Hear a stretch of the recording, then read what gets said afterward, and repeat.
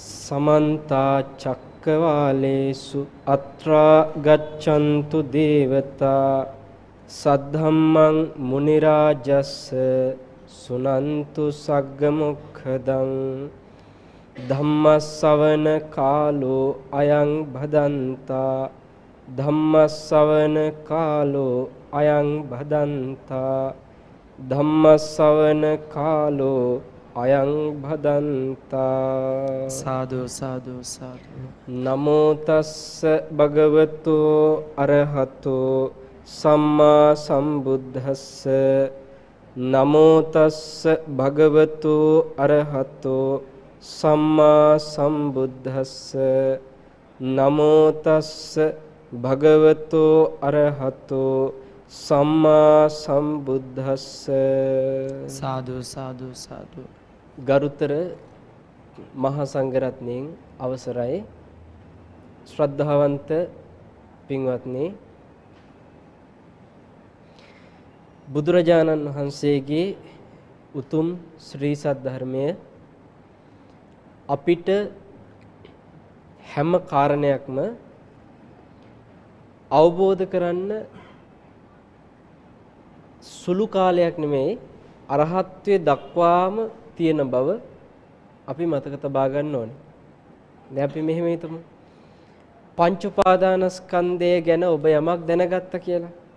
ඒතර ඔබට ඒ ගැන ටිකක් තේරෙනවා කියමු. හැබැයි ඒ තේරෙන තැන පංච උපාදානස්කන්ධය ගැන සියල්ල කරගෙන නැහැ. ඒ කියන්නේ අපි අවබෝධය කරා යා යුතු සියල්ල දැන් කරගත්තා කියන එක නෙමෙයි අර තේරෙනවා කියන ටික. මොකද හේතුව? සෝතාපන්න වෙච්ච ශ්‍රාවකයා පංච උපාදානස්කන්ධය අවබෝධ කළා. දුකක් හැටියට. එතකොට ඒ ශ්‍රාවකයා සකදාගාමී වෙද්දි, අනාගාමී වෙද්දි, අරහත්ත්වයටපත් වෙද්දි තව තවත් එයම පිරිසිඳ දකිනවා. පරිපූර්ණව දැක්ක කෙනා කවුද? අරහත්ත්වයටපත් වෙච්ච රහතන් වහන්සේ. එතකොට රහතන් වහන්සේ නම් පරිපූර්ණව දකින්න කෙනා එහෙනම් අපිට තේරෙනවා අරහත්ත්වයටපත් වෙනකන් අපිට ඒකේ හිතන්න, විමසන්න, අවබෝධ කරන්න දෙයක් ඉතුරු වෙලාද නැද්ද? ඉතුරු වෙලා. එහෙම ඉතුරු වෙලා නම් අපිට කොච්චර ඒ ගැන ඇහුණත් ඇතිද? නැහැ. එසා අපිට තව බොහෝ ඒ පිළිබඳව දැනගන්න, අවබෝධ කරන්න තියෙනවා කාරණා. නිසා මේ බුදුරජාණන් වහන්සේගේ ධර්මය අපි හැකිතරම් නිතර විමසන්න පුළුවන් දෙයම අහන්න ඕනේ. ඒ ශ්‍රවණය කරන දෙයට විමසන්න පුළුවන් ධර්මයක්ම නිතර අපිට අහන්න ලැබෙද්දි පින්වත්නි අපේ අවබෝධය පුළුල් වෙනවා. ඒ අවබෝධය පුළුල් වෙනකොට අපි ජීවිතේ කටයුතු කරන විදිහ, ජීවිතේ හිතන විදිහ, ජීවිතේ කතා කරන දේවල් සියල්ල අවබෝධයෙන් යුක්ත වෙනවද නැද්ද? අවබෝධයෙන් යුක්ත වෙනවා. ඉතින් ඒ විදිහට ඔබට අවබෝධයේ පිණිස පවතින දෙයක් අද මම කියලා දෙන්න ඕනි කියලා කල්පනා කළා. අද මා ඔබට කියලා දෙන්නේ බුදුරජාණන් වහන්සේ සංයුක්ත නිකාය 2 ආහාර සූත්‍රයේදී වදාළ උපමාවක් මුල් කරගෙනයි. මේ උපමාවට මුල් වෙන්නේ එළදෙනක්, ගවදෙනක්. ඒතර මේ ගවදෙන සම්බන්ධව බුදුරජාණන් වහන්සේ හරි අපූර්ව උපමාවක් වදාලා. ඒ තමයි ගවදෙනක් පණ පිටින් සම්පූර්ණයෙන් හැම ගහනවා. පණ පිටින් හැම ගහලා ගවදෙනව අතාරිනවා. එතකොට මේ ගවදෙනට මොකක්ද වෙන්නේ? ආන් ඒ වගේ කිව්වා ස්පර්ශය. මොකද්ද? ස්පර්ශය. අපි සිංහලෙන් කියනවා ස්පර්ශ කියලා. පාලියෙන් කියනවා මහ ප්‍රාණ පයන්න පස්ස. එතකොට මේ පස්ස කියන වචනේ ඔබ අහලා තියෙනවා පටිච්චසමුපාදෙදිත් පස්සපච්චය වේදනා කියලා. ඒතර මේ පස්ස කියන එක හරියට හැම ගහපු ගවදෙනක් වගේ කිව්වා. ඇයි එහෙම කිව්වේ?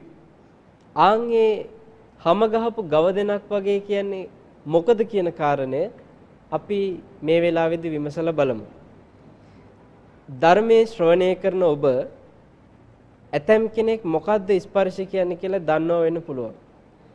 තවත් කෙනෙක් මේ ධර්මය තාම ශ්‍රවණය කරන්නේ නුහුරු විදිහට නම් එයාට තාම මේ ගැන එච්චර වැටහීමක් නැත්තම් එයා දන්නේ නැහැ මොකද්ද හස්ස කියන්නේ මොකද්ද ස්පර්ශ කියන්නේ කියලා.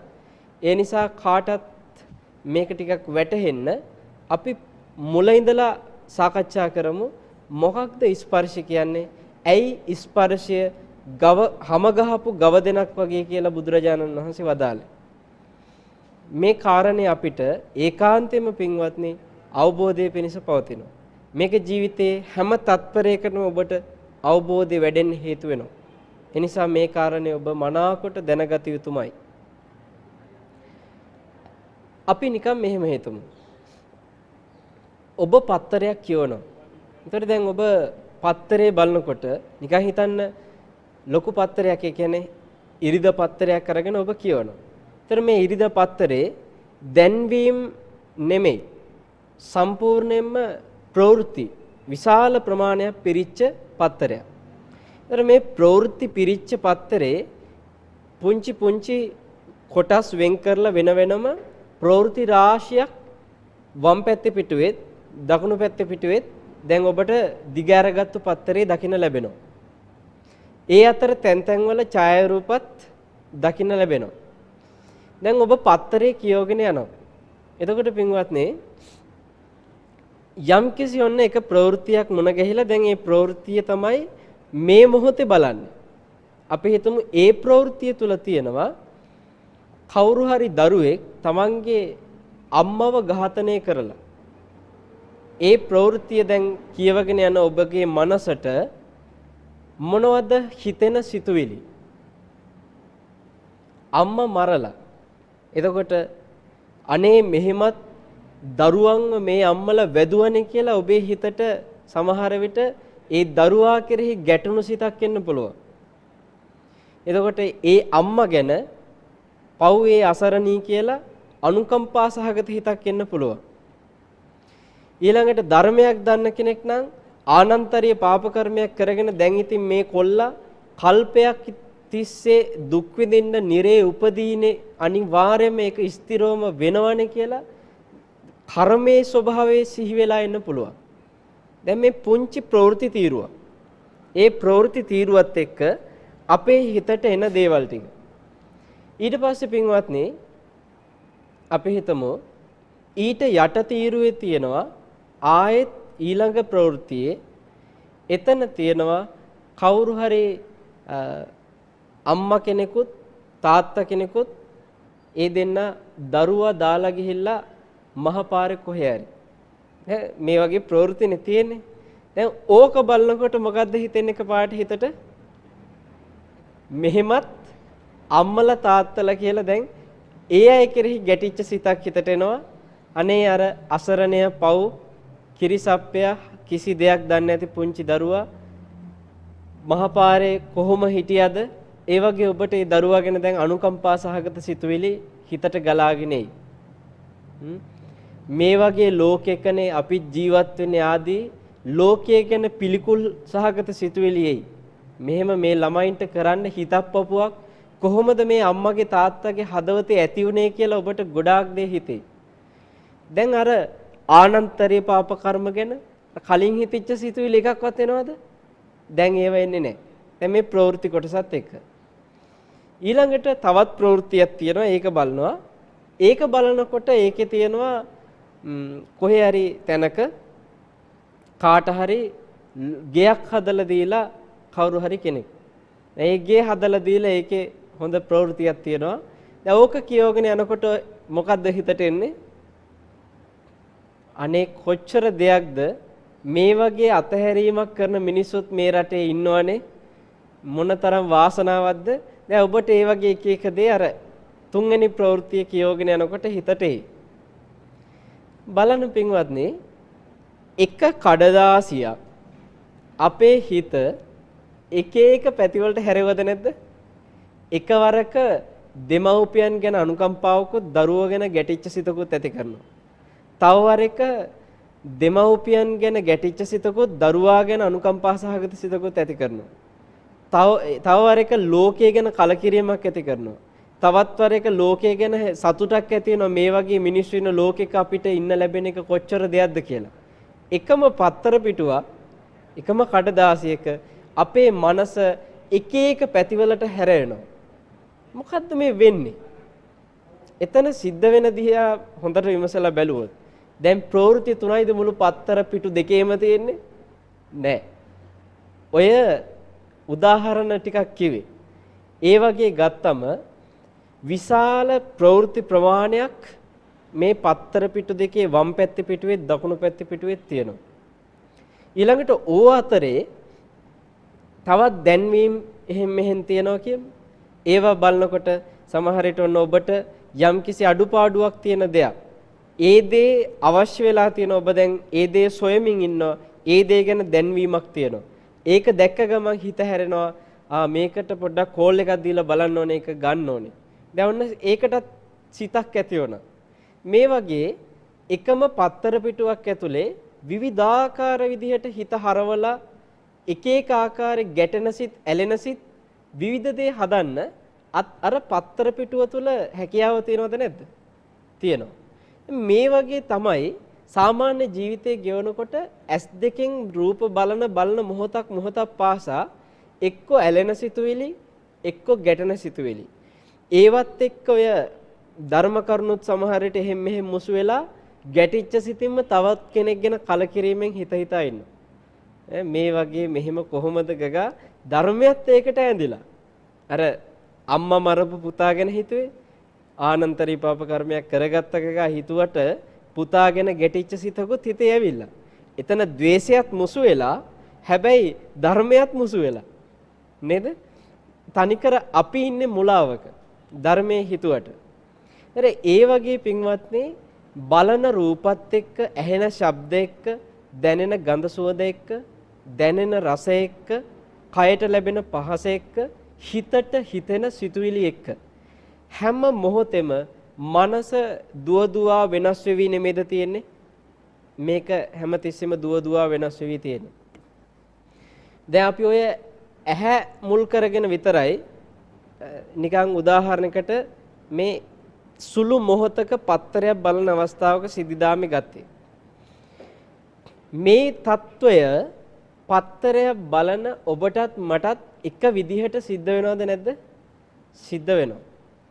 දැන් ඔය පත්තරේ කතන්දරෙන්ම අපි මේ ස්පර්ශ කියන්නේ මොකක්ද කියලා තේරුම් ගමු. එතකොට ඔබට තේරෙයි මේ ජීවිතයේ ඇතුළාන්තයේ සිද්ධ වෙන්නේ කොහොමද කියන එක.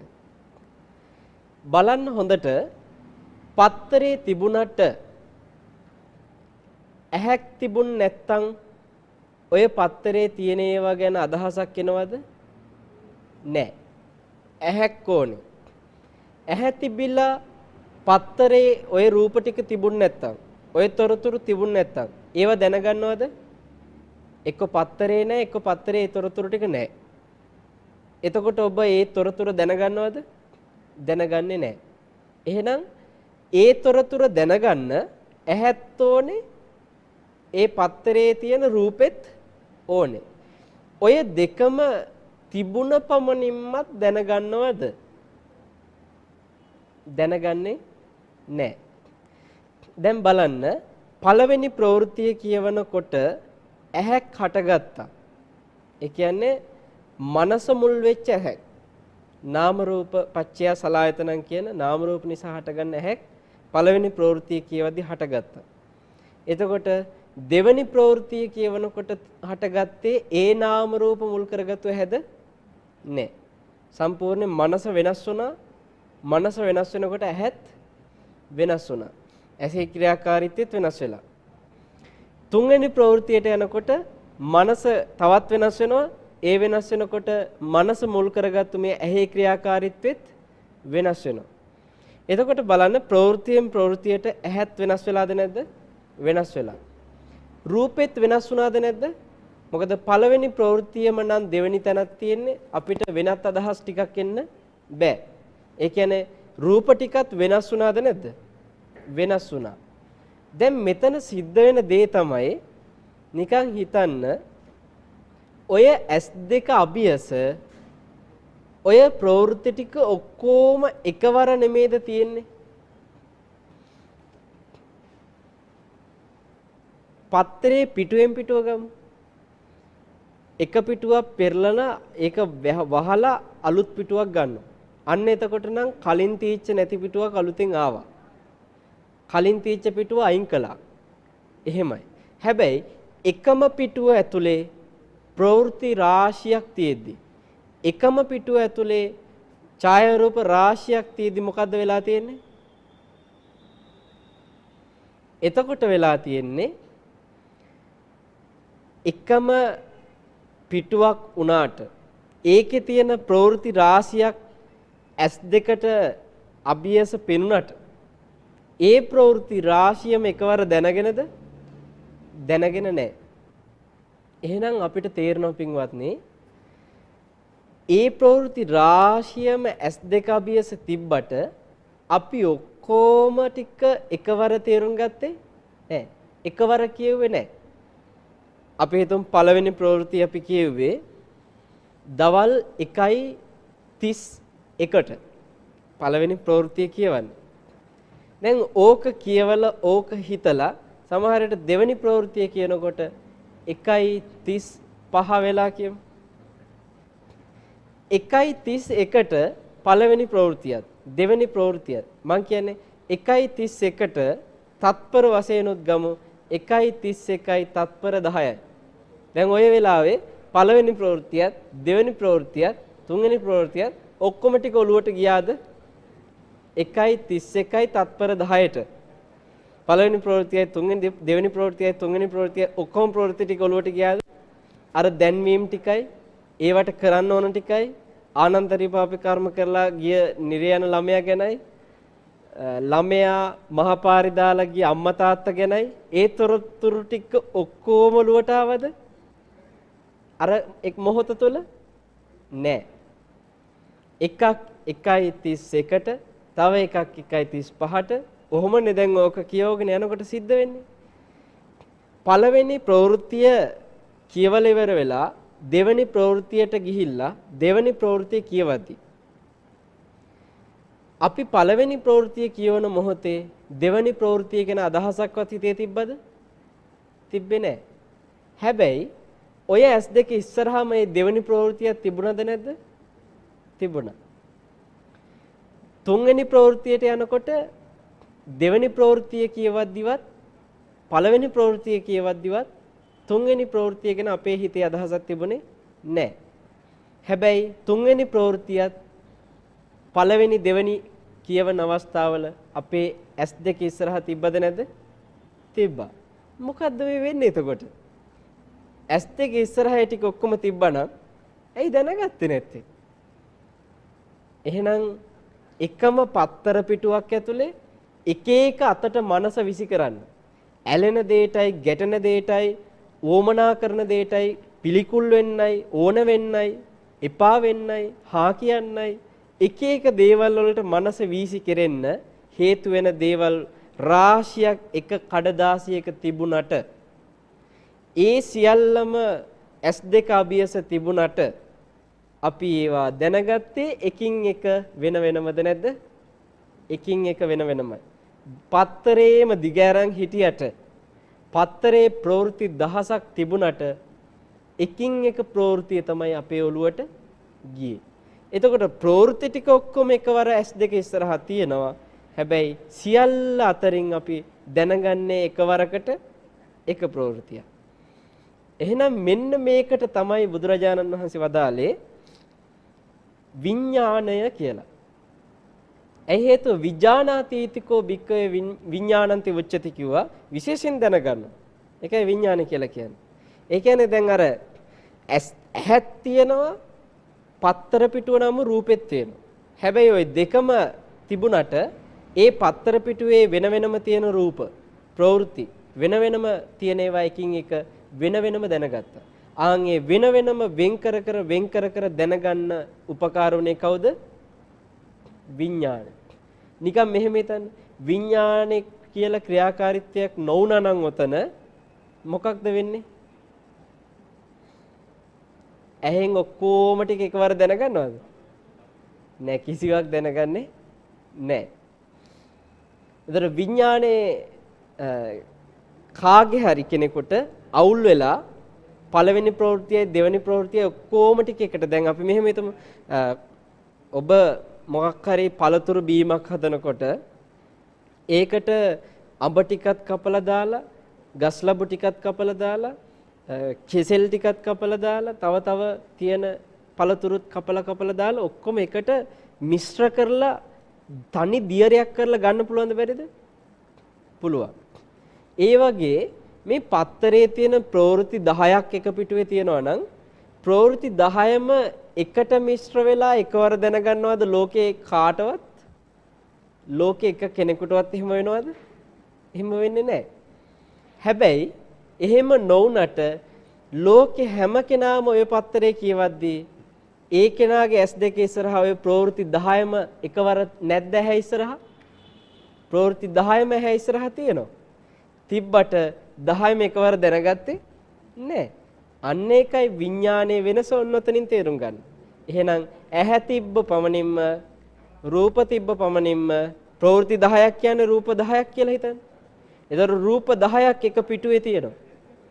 රූප 10ක් එක පිටුවේ තිබ්බට ඇහත් ඒ අභියස තිබුණට ඇහැ තිබ්බ පමණින් අනිත් රූප 9ම තිබුණු පමණින් ඒ රූප 9 දැනගත්තේ නෑ. එක රූපයක් දැනගත්තා. එක ප්‍රවෘත්තියක් කියවුවා. එතකොට පින්වත්නි මුළු ජීවිත කාලේ පුරාම හැම දෙයක්ම දැනගනිද්දී ওই විදිහටයි සිද්ධ වෙන්නේ. ඔය පත්තරේ කියවන ක්‍රමයේම තමයි. දැන් ওই පත්තරේ කියවනකොට ඔතන ඇහත් තිබුණා රූපෙත් තිබ්බා. දැන් ඒක දැනගත්තේ මොකක් නිසාද? විඥානේ නිසා. ඒතර ඇහැයි රූපේ විඥානයයි කියන මේ තුනම එකට එකතු වුණාට පස්සේ ඒකට කියන්නේ මොකද්ද? තුනම එකට එකතු වුණාට පස්සේ ඕකට කියනවා තනි නමක්. ඒ තමයි තින්නම් සංගති පස්සෝ. තුනක එකතුවට කියන තනි නම මොකද්ද? ස්පර්ශය. දැන් එහෙනම් මේ හටගත්තේ පත්තරේ කියවන අතරේ පළවෙනි ප්‍රවෘත්තිය කියාගෙන යනවා කියමු. ඕක කියවගෙන යනකොට ඔතන ස්පර්ශය හට ආරම්භ නැද්ද? ඒ කියන්නේ කරුණු තුනම එකට එකතු වෙලාද නැද්ද? ඇයි? ඇහත් තියෙනවා. මේ ප්‍රවෘත්තිය නම් වූ රූපයත් තියෙනවා. ඇහැට පේන දර්ශනෙත් තියෙනවා. එතකොට ඒ ඇහැට පේන දර්ශනයට තමයි රූපේ කියලා කිව්වේ. එතකොට පින්වත්නි ඇහත් මේ ප්‍රවෘත්තිය නම් වූ රූපයත් අනිත් රූප අතරින් ඒ රූපේම දැන ගැනීම නම් වූ විඥානයත් තුනම එකට එකතු වෙච්ච නිසා නෙමෙයිද ප්‍රවෘත්තිය කියුවේ? තුනම එකට එකතු වෙච්ච නිසා නෙමෙයිද ප්‍රවෘත්තිය දැනගත්තේ? ඒ තුනම එකට එකතු වෙච්ච නිසා. දැන් හරි ස්පර්ශය හටගත්තා. එතකොට දැන් අපි අද දවසේ මාතෘකා කරන මේ හැම ගහපු ගවදෙනගේ උපමා කළේ බුදුරජාණන් වහන්සේ ඒ හැම ගහපු ගවදෙනක් වගේ යන තැන පීඩා විඳිනවා කියලා උන්වහන්සේ උපමා කළේ මෙන්න මෙයාටයි. කාටද? ස්පර්ශයට. ඒ කියන්නේ මේ කරුණු තුනක් එකට එකතු වෙන එකට. ඒක ඇහැ ඔස්සේ නම් ඇහැයි රූපයයි විඥානයයි. විඥානිකේ දැන ගැනීම රූපේ දැනගන්නවා. කන ඔස්සේ හටගනිද්දිත් කරුණු තුනක් එකතු වෙනවා. පුළුවන් නම් දැන් කියන්න මොනවද ඒ කරුණු තුන? කනයි, ශබ්දයයි, කනේ විඥානයයි. එතකොට නාසය ඔස්සේත් අපි කතා කරනකොට එතනත් කරුණු තුනක් එකට එකතු වුණොත් තමයි ගඳ සුවඳක් දැනගන්නේ. මොනවද ඒ? නාසයයි, ගඳ සුවඳයි, නාසයේ විඥානයයි. දිවෝස්සෙත් කතා කරනකොට එතනත් කරුණු තුන එකතු වෙලා මොනවද තුන? දිවයි, රසයයි, දිවේ විඥානයයි. දැන් අපි හිතමු අර අපි කලින් උපමා කරපු මිශ්‍ර පළතුරු එකම දැන් ඔබ බොනවා කියලා. ඕක බොනකොට ඕවයි තිබුණේ එක එක රහනේ. දොඩම් දැම්මනම් දොඩම් වල තිබ්බේ එක රහක්. අඹ දැම්මනම් අඹ වල තිබ්බේ තව රහක්. කෙසෙල් දැම්මනම් කෙසෙල් වල තිබ්බේ තව රහක්. අන්නාසි දැම්මනම් අන්නාසි වල තිබ්බේ තව රහක්. දැන් මේ රස ටික ඔබට ඔක්කොම එකට මිශ්‍ර වෙලා ලැබුණට ඒවා ටිකත් වෙන් කරලා දැනගන්න බැරිද විඥාණයෙන්? මේ තියෙන්නේ දොඩන් රස. මේ තියෙන්නේ අන්නාසි රස. මේ තියෙන්නේ ගස්ලබු රස. මේ තියෙන්නේ අඹ රස. වෙන් කරන්න බැරිද? වෙන් කරන්න පුළුවන්. බුදුරජාණන් වහන්සේ කජ්ජනීය සූත්‍රයේදී වදාලා විඥාණයට අන්න එහෙම තිත්ත රස, ඇඹුල් රස, පැණි රස, කර රස ඒවා වෙන් කරලා ගන්න පුළුවන් කියලා. ඒ වෙන් කරලා ගැනීම දැන් ඔබට බත් එකක් කනකොට මොකක් හරි කෑමක් කනකොට එහෙම වෙන් කරන්න බැරිද? එහෙම වෙන් කරලා ගන්න පුළුවන් නේ. මෙන්න තියනවා දැන් ඔක්කොම බත් කට එකට තමයි ඇනෙන්නේ. හැබැයි එකට ඇනෙනට මේ තියෙන්නේ සෝයා මීට් රහ. නේද? මේ තියෙන්නේ කැරට් රහ. මේ තියෙන්නේ මැල්ලුම් වල රහ. වෙන් කරනවා. අන්නේ වෙන්කොට දැනගන්නේ මොකෙන්ද? විඥාණයෙන්. විඥාණයෙන් ඒක වෙන් කළාට ඒක මොකක්ද කියලා හඳුනගන්නේ කවුද? අන්නේ හඳුනා ගැනීම ආදී දේවල් ටික ස්පර්ශයෙන් එහාටයි සිද්ධ වෙන්නේ. දැන් ස්පර්ශය දක්වා ඔබට තේරෙනවා මොකද්ද ස්පර්ශය කියන්නේ කියලා. එන ස්පර්ශය කියන කරුණු තුනක් එකට එකතු වෙන එක.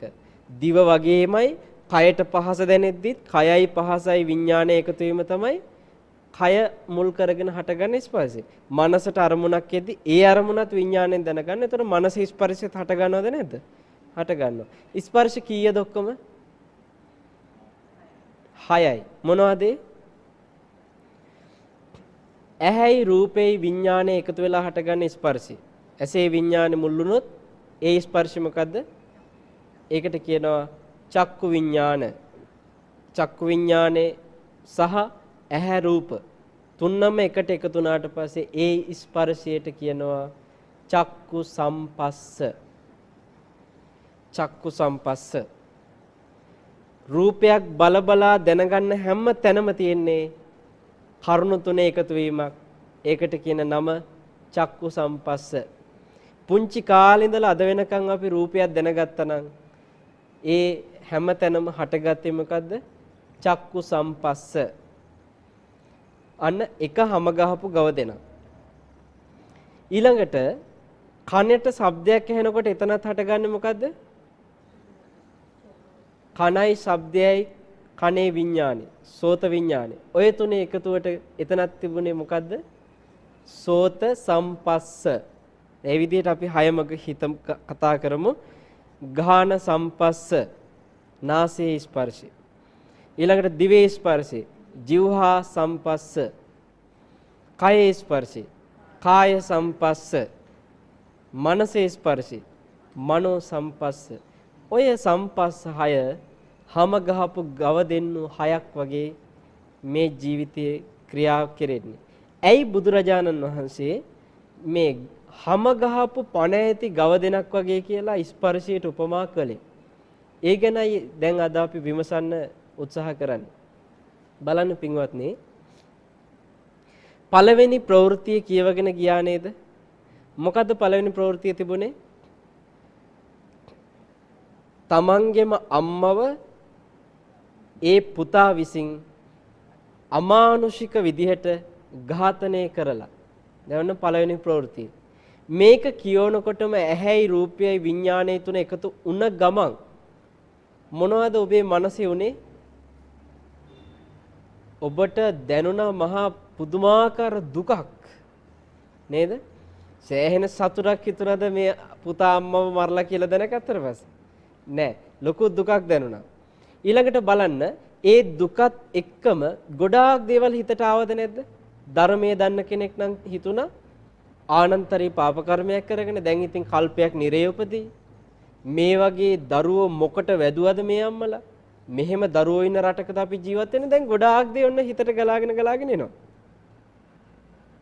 ඒ ඇසේ දුකකුත් තියෙනවා, කනගාටුවකුත් තියෙනවා, පීඩාවකුත් තියෙනවා. දැන් ඕවා ටිකත් එක්ක සමහර විට ළඟ ඉන්නවා නම් කවුරු හරි කෙනෙක් එයාට කතා කරලා කියයි මේ බලන්නකො දැන් ළමයින්ගේ හැටි තමන්ගේම අම්මව මරලානේ කියලා. දැන් ඔන්න ඒ ළඟ ඉන්න කෙනාටත් අපි ඒක කියනවද නැද්ද? කියනවා. සමහරවිට ඒවට මුල පුරන්නේ හපෝ කොහොම ජීවත් වෙන්නද මෙහෙම රටක? දැන් අර අහගෙන ඉන්න කෙනාට කුතුහලයක් එනවා. මොකද්ද කියලා එයා මහනවා. එතකොට තමයි ප්‍රවෘත්තිය කියන්නේ. දැන් බලන්න ඔතනදී හැම ගහපු ගව දෙනට සිද්ධ වෙන දෙයක් වෙනවා. ඒ කියන්නේ ගව දෙන හැම ගහලා අතෑරියම මෙයාට යන තැන සත්තු ඇවිල්ලා ඇඟේ එල්ලෙනවද නැද්ද? සත්තු ඇවිල්ලා ඇඟේ එල්ලෙනවා. මුළු ඇඟම හැම ගහන්න කාරි නෑ. අවශ්‍ය නෑ. නිකන් තුවාලයක් තියනවා නම් චූටි මොකද වෙන්නේ? පුංචි තුවාලයයි තියෙන්නේ. ඒ තුවාලේ පසුපස විශාල මැස්සෝ නොඑක් සත්තු රාශියක් ඇවිල්ලා එල්ලෙන්නේ නැද්ද? එල්ලෙනවා. චූටි තුවාලයක් තිබුණත් ඇති. අපි ගැනත් අපි දන්නවා. අපි ඒ තුවාලේ ආවරණය කරගෙන ගියේ නැත්තම් සත්තු ගොඩාක් ඇවිල්ලා වහනවා. දැන් ඒ වගේ මැස්සෝ විතරක් නෙවෙයි කෝඳුරු වගේ පුංචි පුංචි සත්තු ඔය විශාල වශයෙන් පිරෙනවා. ඉතින් හිතන්න පුංචි තුවාලයකටත් එහෙමනම් ඒ චූටි තුවාලේ ඉවත් අර මැස්සන්ට සත්තුන්ට දැනුණා නම් මුළු ඇඟම හැම ගහලා තියෙද්දි කොහොම ඉව දැනෙනවද? කොච්චරනම් මැස්සෝ ඇවිල්ලා පිරෙනවද කියලා අපිට තේරෙනවා. එතකොට දැන් මේ ගව දෙන ඇවිල්ලා මේ ගොඩ බිම චුට්ටක් ඒ කියන්නේ තන පිට්ටනියක එහෙම නැත්නම් ගල් තලාවක කොහේ හරි පොඩ්ඩක් හිටියොත් සත්තු ඇවිල්ලා වහනවා. ඊට මේ සතා දුවගෙන යනවා ගහක් යටට. එතන ගහේ ඉන්න සත්තුත් ඇවිල්ලා වහනවා.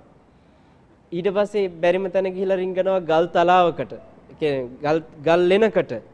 දැන් ගල් ගුහාව ඒ ගල් ලෙන ඇතුලේ ඉන්න සත්තු වහනවා.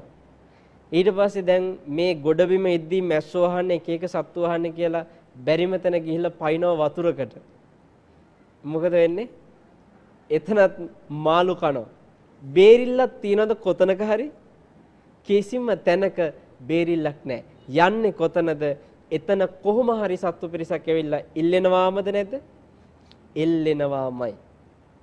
බුදුරජාණන් වහන්සේ ඇයි අපිට සංයුත්ත නිකායේ 2 ආහාර සූත්‍රයේදී වදාලේ මේ ස්පර්ශයත් හැම ගහපු ගව දෙනක් වගේ දකින්න කියලා. ස්පර්ශයත් හටගත්තද බේරිල්ලක් නැහැ. මැස්සෝ 3 දෙනෙක් ඇවිල්ලා එල්ලෙනවාමයි. හරිද? මැස්සෝ 3 දෙනෙක් ඉන්නවා. එල්ලෙනවාමයි. මේ ස්පර්ශය ඒ වගේ උන්වහන්සේගේ උපමාවල පුදුම අර්ථයක් තියෙනවා. ටිකක් පාඩුවේ පැත්තකට වෙලා හිතන්න ඕනේ. මොකද උපමාවෙන් උන්වහන්සේ අර්ථයක් දීලා තියෙනවා. හිතනවා නම් හිතන කෙනාට ඒ ධර්මයේ කරුණ අවබෝධ වෙනවා. භාග්‍යතුන් වහන්සේ මේ උපමා කළේ මේකයි කියන එක. එතකොට දැන් ස්පර්ශයක් හටගත්තා. ඔන්න දැන් පළවෙනි ප්‍රවෘත්තිය කියාගෙන ගියා. කියවනකොටම ස්පර්ශ හටගත්තානේ. ස්පර්ශය හටගත්ත ගමන් දුක් වේදනාව නම් මැස්ස ඇවිල්ලා එල්ලුනේ නැද්ද? එල්ලුණා. ඇයි අම්මව අමානුෂික ලෙස ඝාතනය කරා පුතා. ඕක දැක්ක ගමන් විඥාණයෙන් දැනගත්තු ගමන් ස්පර්ශය හට ආරං. ඉතින් මොකද වෙන්නේ? දුක් වේදනාව නැමැති මැස්ස ඇවිල්ලා එල්ලුණා. ඊට පස්සේ අයියෝ ආනන්තරේ පාප කර්මයක් කරගෙනනේ කියන සංඥාවකුත් ඇවිල්ලා එල්ලුණා. ඊට පස්සේ තව මොනවද? මෙහෙමත් දරුවන්ව වැදුවනේ මේ අම්මලා කියලා තව සිතුවිලි ඇවිල්ලා එල්ලෙනවා. දැන් ওই හිතේ චේතනා සංකාර. එතකොට හිතේ විවිධාකාර චේතනා පහළ වෙනවා. හිත මෙහෙවනවා. අයියෝ මෙහෙම රටක අපි මේ පිළිකුල් රටක ජීවත් වෙන්න පුළුවන්ද? එන්න පිරිහෙනවා. මෙච්චර ධර්මයේ ඇහෙන රටේ ඇයි මේ වගේ අපරාධ වෙන්නේ? ගොඩාක් සිතුවිලි නැමැති මැස්සෝ දැන් ඇවිල්ලා එල්ලෙනවද නැද්ද? එල්ලෙනවා. ඒ මැස්සෝ 3 දෙනා කවුද? වේදනා, සංඥා, සංකාර. වේදනා කිව්වේ ස්පර්ශයක් හටගත්තද අනිවාර්යයෙන්ම මොකක් හරි දුක් වේදනාවක් හරි සැප වේදනාවක් හරි එක්ක අදුක්කම අසුඛ වේදනා කියලා කියනවා. ඒ කියන්නේ සැපත් නැහැ දුකත් නැහැ ගාණක් නැහැ. අන්න ඒ වගේ වේදනාවක්. එතකොට ඔය උපේක්ෂා කියලා කියනවා. ඒ අදුක්කම අසුඛ වේදනාවක් හරි එක්ක සැපක් හරි දුකක් හරි එල්ලෙනවමද නැද්ද? එල්ලෙනවමයි. දකින්න බෑ මොකක්වත්. දැකලා දැනගන්න බෑ මොකක්වත්. දැන් මෙතන මම මේ ධර්මයේ ශ්‍රවණය කරන හැම කෙනාම දකිනකොට ඒ කෙනා දකිද්දි මගේ මනසේ එයා ධර්මයේ අහන ප්‍රියමනාප බව දකිනවනම් එයා ගේ පෙනුම හැඩරුව දකිනකොට එයා ඒ ධර්මය කොයි විදිහට අහනවද විවිධ සිතුවිලි නේ මගේ මනසට ගලාගෙන එනවනම් ඒ තමයි අර දකින දැක්මත් එක්කම හටගන්න ස්පර්ශයෙන් එන මැස්සෝ. එල්ලෙනවද නැද්ද? එල්ලෙනවා. කිසිම තොරතෝංචියක් නැතුව ඉවරයක් නැතුව මේ ටික එල්ලෙනවද නැද්ද? එල්ලෙනවා. එතකොට පින්වත්නි දැනගන්න රූප වගේම ඇහෙන ශබ්දත් එහෙමයි. මුකුත් දැනගන්න බෑ. එනවා. දැන් අපි අර සමහර අයට කියන්නේ මහා කරදරයක් චුට්ටක් දැනගත්තු ගමන් ඉතින් ඔක්කොම ඔය මේ අපි හිතමු ඔන්න ඔබ ගෙදර දන් දෙනවා. හිඟමනේ යන කෙනෙකුට ආහම කීයක් හරි අනිවාර්යෙන් දෙන ගෙදරක් ඔබේ ගෙදර. එතකොට ඕක හිඟන පිරිස් අතර ආරංචි වෙන්න බෑ දැනගන්න බෑ. දැනගත්තු ගමන් ඔය ගෙදර ඉලක්ක කරලා එනවද නැද්ද? එහෙම කියනවනේ. දැනගත්තොත් එනවා කියලා. ආන් ඒ වගේ දැන් මෙතන දැනගැනීම කිය විඥානය. විඥානයක් හටගන්න බෑ. හටගත්තොත් එතන තුනක් අනිවාර්යෙන් තියෙනවනේ. විඥානේ හටගත්තේ ඇහැයි රූපේ නිසා එක්ක කනයි ශබ්දේ නිසා දෙකක් නිසා එහෙනම් තුනක් තියෙනවා. කියන්නේ විඥානයක් හටගත්තා කියන්නේ එතන ස්පර්ශය තියෙන්නේ. ඒ කියන්නේ ස්පර්ශයක් හටගත්තා කියන්නේ අනිවාර්යෙන්ම වේදනාවක් ඇවිල්ලා එල්ලෙනවද නැද්ද? එල්ලෙනවා. සංඥාවක් ඇවිල්ලා එල්ලෙනවා. සංකාරය ඇවිල්ලා එල්ලෙනවා. වේදනාවක් ඔය කියපු සැප දුක් උපේක්ෂා වේදනා සංඥා කිව්ව මොනවද? හඳුනා ගැනීම. ඒ සංඥා වලින් තමයි අපි ඒ දේ හඳුනාගත්තේ. කොටිම පින්වත්නි පත්තර පිටුව කියෝගෙන යන කෙනා ඒ පත්තර පිටුවේ අකුරු ටික හඳුනාගන්නේ සංඥාව නිසාද නැද්ද? සංඥාව නිසා. දැන් අපි හිතමු බෝලයක් ඇඳලා ඒ බෝලේ වම් මත පැත්තේ ඉහළ කොටසේ සිට ඉරක් ගහනවා උඩු අතට දකුණු පැත්ත දක්වා. ඔය අකුරට අපි කියලා තියෙන මොන අකුරද? රයන්න. හරිද? දැන් ඔය බෝලේ අර ඉරි කෑල්ලයි. දැක්ක ගමන් අපේ මනසට එනවා සංඥාව මොකද්ද? රයන්න. එහෙනම් අපිට බැරි වෙලාවත් පුංචි කාලේ ඉඳලම මේකට තියෙන්නේ රයන්න නෙමෙයි ලයන්න කියන සංඥාව නම් අපි අද දක්වා ඔය අකුරු ටික ඒ රේඛා ටික දකිද්දී අපි ඔය රේඛාවට කියන්නේ මොකක් කියලාද? ලයන්න කියලා. දැන් අපි ලයන්න නෙමෙයි කියන්නේ මොකද්ද? රයන්න කියලා. ඒ කියන්නේ එහෙනම් මේ අකුරක් පවා අපි හඳුනගන්නේ සංඥාව නිසාද නැද්ද? සංඥාව නිසා. එතකොට ඔබ භාෂා ඉගෙන ගන්නවා. ඒ භාෂාවල මෙන්න මේකයි වචනේ කියනවා. දැන් අපි හිතමු 20 කිව්ව ගමන් අපිට ටක් ගාලා සංඥා වෙනවා ඒ කීයද? 20 කියලා. එතකොට අර වචනෙට ඒ ඇවිල්ලා 20 කියන සංඥාව අපි මනසේ දීලා තියෙනවද නැද්ද? දීලා තියෙනවා. එහෙනම් මේ ඇහෙන ශබ්දෙන් වේවා, පේන රූපෙන් වේවා ඒව හඳුනාගන්නේ සංඥාව නිසායි. නැත්නම් අපි හිතමු භාෂාව දන්නේ නැති කෙනෙක් ඉන්නවා. එයා අකුරු දන්නේ නැහැ. දැන් එයාට සංඥාවක් තියනවද අකුරු ගැන? නැහැ. එයත් අර ප්‍රවෘත්තිය දකිනවා. එයා ඒ ප්‍රවෘත්තිය දැක්කම එයාගේ මනසට එයිද මේ කොල්ල ආනන්තරී පාප කර්මයක් කරගෙන කියලා? එන්නේ නැහැ. හයියෝ මෙන්න අම්මව මරලානේ පව් කියලා හිතනවද? හිතෙන්නේ නැහැ. එයාට සංඥාව නැහැ. හැබැයි රූපේ හැටියට විඥාණයෙන් දැනගන්නවා, පේනවා, පෙනිලා දැනගත්තට හඳුනා ගන්න සංඥාව නැහැ. එහෙනම් ඕක හඳුනාගත්තේ ස්පර්ශ නිසා ආපු සංඥාවෙන්ද නැද්ද? ඒ කියන්නේ අරක දකිනකොටම ඒ සංඥාවත් එවිල එල්ලිලා නැද්ද? එල්ලුණා. දැන් අපි දන්නවා දායකත්ව කොලයක් මෙතන ලියලා තියෙනවා. ඒතර මේ කොලය බලනකොට මම ධර්මදේශනාව අවසානයේදී මේක කියවගෙන යනවා. ඒතර මේක කියවගෙන යන්නේ එතනත් හටගන්නේ ස්පර්ශයි. ඇයි ඇහැයි රූපේ විඥානයයි ස්පර්ශය හටගනිද්දී එල්ලෙන වේදනා සංඥා සංකාරවල සංඥා නිසා නෙමෙයිද මම මේ අකුරු ටික හඳුනගන්නේ? වචන ටික හඳුනගන්නේ? ඒ සංඥාවෙන් හඳුනගත්තට පස්සේ සංකාර නිසා තමයි චේතනා පහළ කරන්නේ. සංකාර කිව්වේ චේතනා. ඒ චේතනා පහළ කරන නිසා තමයි වචන කටින් පිට වෙන්නේ. ඒතර බලන්න මම මේ කොලේ දායකත්ව කොලේ කියවනවා කියන තැන සිද්ධ වෙන්නේ සංඥාවල චේතනාවල උපකාරයෙන් බිහි කරන වචන ටිකක් නෙමෙයිද? එතකොට ඒ ටික බිහි උනේ ස්පර්ශය නිසා හටගත්තු අර මැස්සෝ ටික වගේ නෙමෙයිද? ඒ සංඥාව අර චේතනා ওই ටික මැස්ස ටික වගේ. අනිවාර්යයෙන්ම ස්පර්ශය හටගත්තු ගමන්ම උපදිනවද නැද්ද? උපදිනවා. එතකොට පින්වත්නි දැන් ඔබට එක දෙයක් තියෙනවා හිතන්න. මේ සසරේ කොතනක හරි ස්පර්ශයක් හටගත්තා. හැබැයි වේදනාවක් නම් ආවේ නැහැ. සංඥාවක් නම් හටගත්තේ නැහැ. චේතනාවක් නම් පහළ වුණේ නැහැ. එහෙම කියන්න මොහොතක් එහෙම කියන්නේ ස්පර්ශයක් හට ගන්නවද සසරේ කොතනකවත්? මේ සසර යන ගමනේ මම උදේ මේ රූපයක් බලද්දී එතන ස්පර්ශය හටගත්ත කරුණු තුන එකතු වුණා. හැබැයි මට ඒ වෙලාවේ වේදනාවක් නම් ආවේ නැහැ. මේ සංඥාවයි සංකාරය විතරයි ආවේ. දවාලේ මම මෙහෙම ස්පර්ශයක් හටගත්ත කරුණු තුන එකතු වුණා. වේදනා සංඥා ටික ආවා. හැබැයි මට සංකාර නම් ආවේ නැහැ. ඒ වගේ මේ එකක් දෙකක් අඩු වෙනවද? නැහැ. අර මේ ඊයේ රෑ මම මේ සින්දුවක් යන වෙලාවේ එතන ස්පර්ශය හටගත්ත විඥාණයෙන් දැනගත ඒ වුණාට හැබැයි ওই තුනෙන් එකක්වත් ආවේ නැහැ. එහෙම තුනෙන් එකක්වත් ඉල්ලිච්ච නැති අවස්ථා තියෙනවද? තුනම එල්ලෙනවා. ඒකේ එකක්වත් අඩුවකුත් නැතුව ඇවිල්ලා එල්ලෙනවා. ඉතින් ඔය එල්ලිල්ලේ ඉවරයක් තියනවද? නේ සසර කියලා කියන්නේ වෙන මොකක්වත් නෙමෙයි. තොරතෝංචයක් නැතුව ඔය ස්පර්ශ හටගන්න එකටයි සසර කියලා කියන්නේ. සසර කියන්නේ වෙන මොකක්වත් නෙමෙයි. තොරතෝංචයක් නැතුව ඔය හටගන්න ස්පර්ශ නිසා වේදනා සංඥා සංකාර එල්ලි එන එකටයි. ඕකට තමයි සසර කියන්නේ. එතකොට ඔබ ඒක එක වේදනා නිරේදි විඳ එක විදියකට. තිරිසන් ලෝකෙදි විඳ තව විදියකට. പ്രേත ලෝකෙදි විඳ තව විදියකට. මනුස්ස ලෝකෙ විඳින්නේ තව විදිහකට. දිව්‍ය ලෝකෙ විඳින්නේ තව විදිහකට.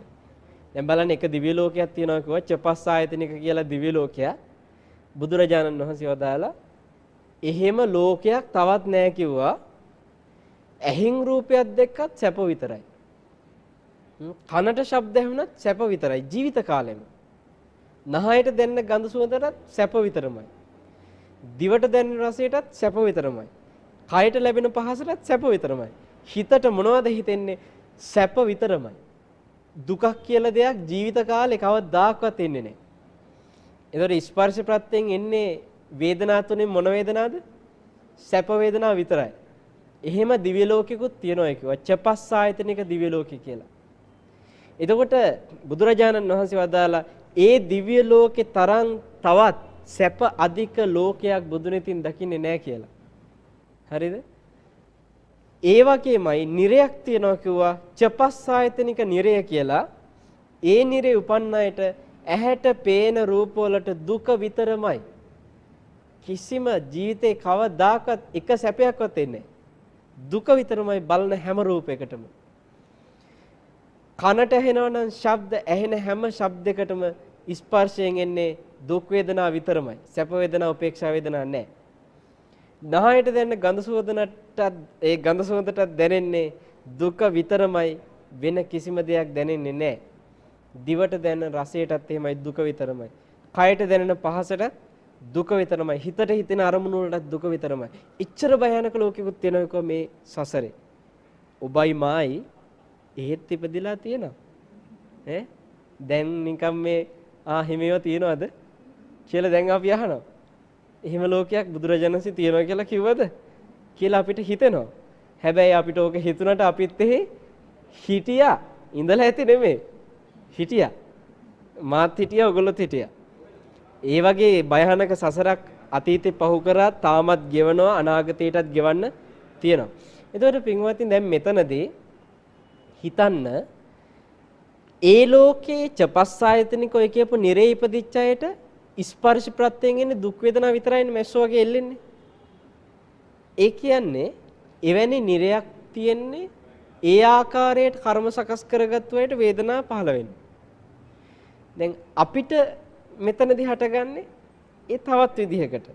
මෙතන ඔක්කොම හට ගන්නවා. විතේක සැප, විතේක දුක, විතේක උපේක්ෂා. ඔක්කොම කලවම එනවද නැද්ද? ඔක්කොම කලවම එනවා. ඒතර මේවා කලවම එනකොට බැරි වෙලාවත් එක දිගට දුකම ආවොත් යන්න වෙනවා අංගොඩ. නේද? එක දිගට ඇහෙන් බලන දෙයටත් දුක හිතෙන්නේ. දුකමයි එන්නේ. කනට ඇහෙන දෙයටත් දුක විතරමයි.